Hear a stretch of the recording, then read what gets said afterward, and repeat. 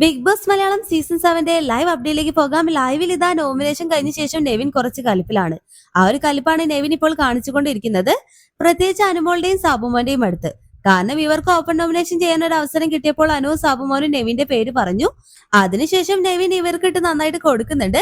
ഇപ്പോൾ ഇത് ആര്യനും സാബുമോനും ഇവരെല്ലാം പാത്രം കഴുകുമ്പോൾ വെസൽ ടീമിന്റെ ക്യാപ്റ്റനായിട്ടുള്ള നെവിൻ അവിടെയുള്ള പാത്രം മൊത്തം കഴുകാനായിട്ട് വരും. കൂടെ അനുവിന്റെ ദേഹത്തേക്ക് കുറച്ച് വെള്ളവും തെറിപ്പിക്കും.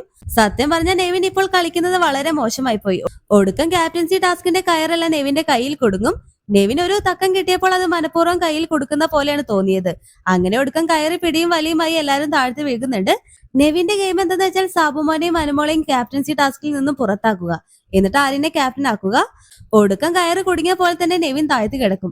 നെവിൻ മാറാത്തത് കൊണ്ട് ഇവർക്ക് നീക്കാനും പറ്റുന്നില്ല. നെവിൻ നീക്കാത്തത് കൊണ്ട് ക്യാപ്റ്റൻസി മത്സരാർത്ഥികളും താഴ്ത്തിയിരിക്കുന്നു.